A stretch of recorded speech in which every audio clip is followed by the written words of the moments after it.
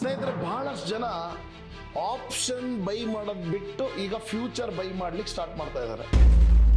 ಒಬ್ಬ ವ್ಯಕ್ತಿ ಒಂದೇ ಒಂದು ಲಾಟ್ನ ಬೈ ಮಾಡಿ ಒಂದು 50 ರೂಪಾಯಿ ಲಾಭ ಮಾಡಿದ್ರೆ ನಿಜವಾದ ಲಾಭ ಎಷ್ಟಿರುತ್ತೆ? ಒಂದೇ ಒಂದು ಲಾಟ್ ಬೈ ಮಾಡಿ ಸೆಲ್ ಮಾಡಿದ್ರೆ ಬ್ರೇಕ್ ಇವನ್ ಪಾಯಿಂಟ್, ಅಂದ್ರೆ ಅಲ್ಲಿ ತನಕ ನಾವು ದುಡ್ಡೇ ಮಾಡಲ್ಲ.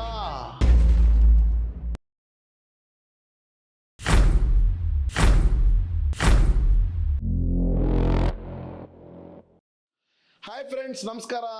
Welcome to our YouTube channel. ನಾನು ನಿಮ್ಮ C Dayananda ಗೊಂಗಳೆ.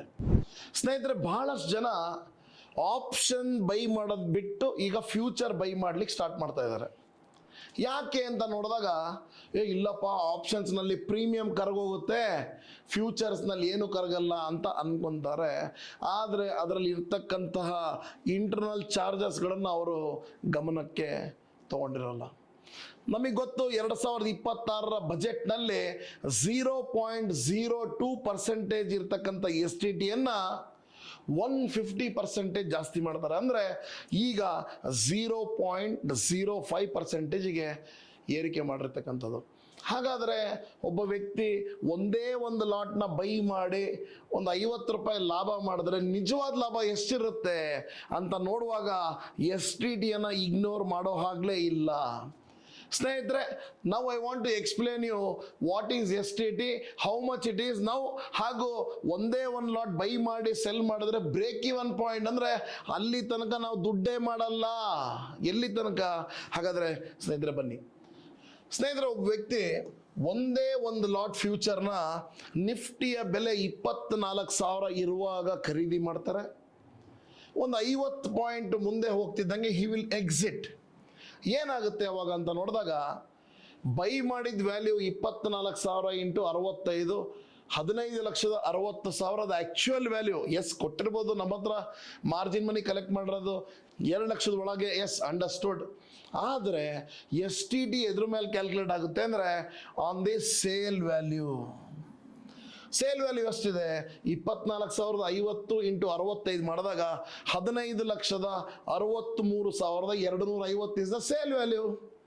On this sale value 0.05%, ಅಂದರೆ ಅರ್ಥ 781 ರೂಪಾಯಿ STTಗೆ ಕೊಡಲೇಬೇಕು.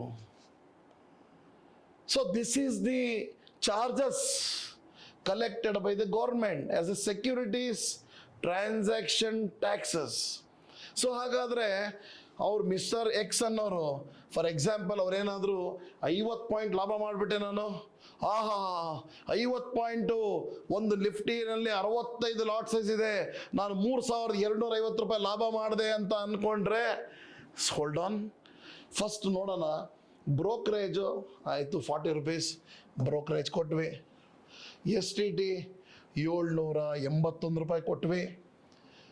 ಇನ್ನು ಸ್ಟಾಕ್ ಎಕ್ಸ್ಚೇಂಜಿಗೂ ಬೇಕಲ್ಲ ದುಡ್ಡು, BSEಗೋ NSEಗೋ. ಸ್ಟಾಕ್ ಎಕ್ಸ್ಚೇಂಜ್ ಚಾರ್ಜಸ್ ಎಷ್ಟು ಕೊಟ್ಟಿವಿ? 57 ರೂಪಾಯಿ 15 ಪೈಸಾ. ಇನ್ನು GST 18 ರೂಪಾಯಿ 5 ಪೈಸಾ. ಸೆಬಿ ಚಾರ್ಜಸ್ 3 ರೂಪಾಯಿ 12 ಪೈಸಾ. ಸ್ಟ್ಯಾಂಪ್ ಡ್ಯೂಟಿ 31 ರೂಪಾಯಿ. ಸೊ ಸರಾಸರಿ ನೋಡಿದಾಗ 3,250 ರೂಪಾಯಿ ಲಾಭ ಅಲ್ಲ.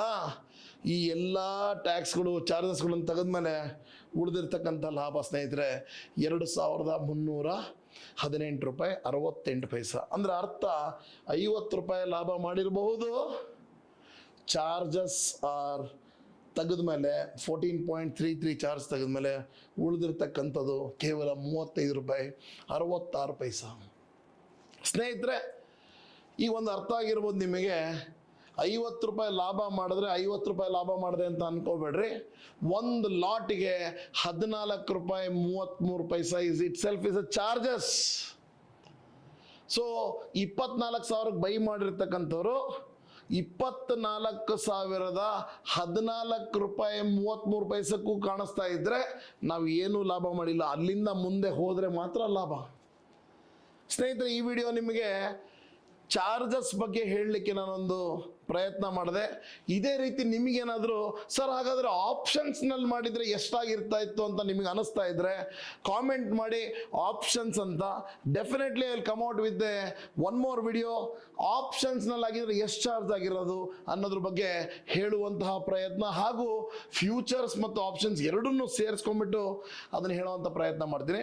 ಈ ವಿಡಿಯೋ ನಿಮಗೆ ಹೆಲ್ಪ್ಫುಲ್ ಆಗಿದೆ ಅಂತ ಅನಿಸಿದರೆ ದಯವಿಟ್ಟು ಒಂದು ಲೈಕ್ ಬಟನ್ ಕೊಡಿ, ಹಾಗೂ comments definitely motivates me to make more videos. ನಿಮ್ಮ ಫ್ರೆಂಡ್ಸ್ ಯಾರಾದರೂ ಫ್ಯೂಚರ್ಸ್ನಲ್ಲಿ ಟ್ರೇಡ್ ಮಾಡ್ತಾ ಇದ್ದಾರೆ, ಸ್ನೇಹಿತರೆ, it is our moral responsibility to share the knowledge to the others who are in the stock market.